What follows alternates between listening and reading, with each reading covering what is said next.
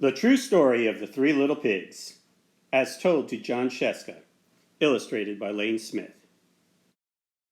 Everybody knows the story of the Three Little Pigs, or at least they think they do.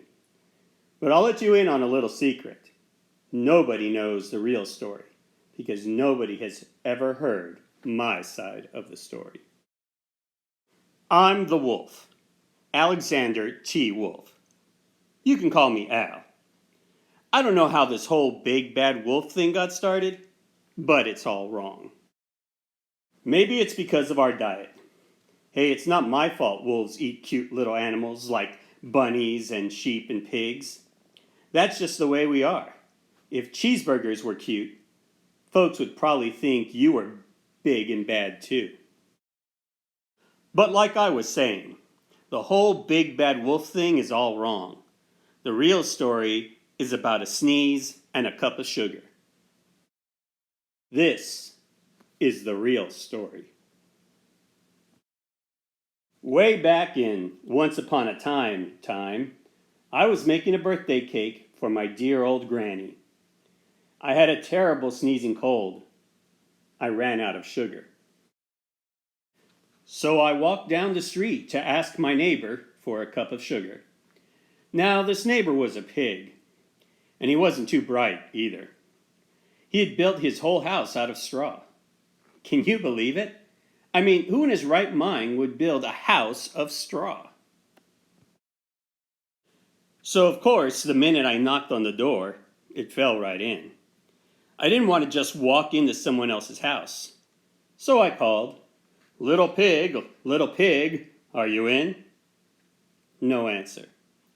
I was just about to go home without the cup of sugar for my dear old granny's birthday cake.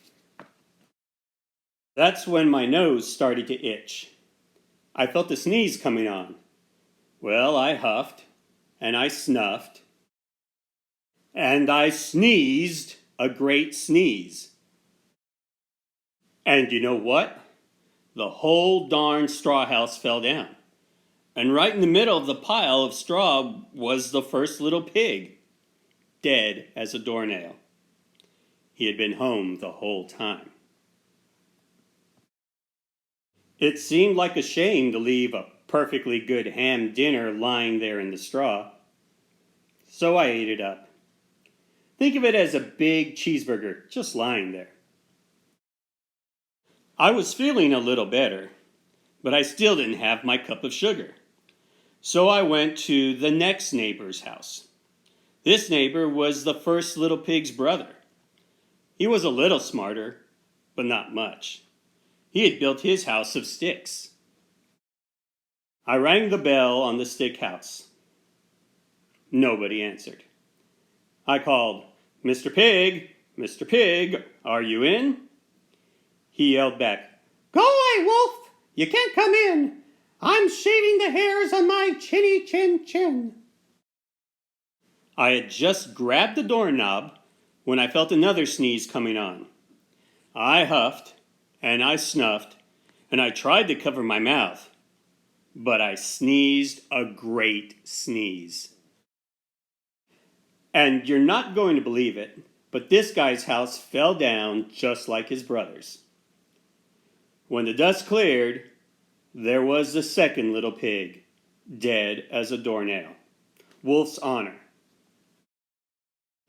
Now, you know food will spoil if you just leave it out in the open, so I did the only thing there was to do. I had dinner again. Think of it as a second helping. I was getting awfully full, but my cold was feeling a little better. And I still didn't have that cup of sugar for my dear old granny's birthday cake. So I went to the next house. This guy was the first and second little pig's brother. He must have been the brains of the family. He had built his house of bricks. I knocked on the brick house. No answer. I called, Mr. Pig, are you in?" And do you know what that rude little porker answered? "Get out of here, wolf! Don't bother me again." Talk about impolite. He probably had a whole sack full of sugar, and he wouldn't give me even one little cup for my dear, sweet old granny's birthday cake. What a pig! I was just about to go home and maybe make a nice birthday card instead of a cake when I felt my cold coming on. I huffed, and I snuffed, and I sneezed once again. Then the third little pig yelled, "And your old granny can sit on a pin!" Now, I'm usually a pretty calm fellow, but when somebody talks about my granny like that, I go a little crazy. When the cops drove up, of course I was trying to break down this pig's door, and the whole time I was huffing and puffing and sneezing and making a real scene. The rest, as they say, is history. The news reporters found out about the 2 pigs I had for dinner.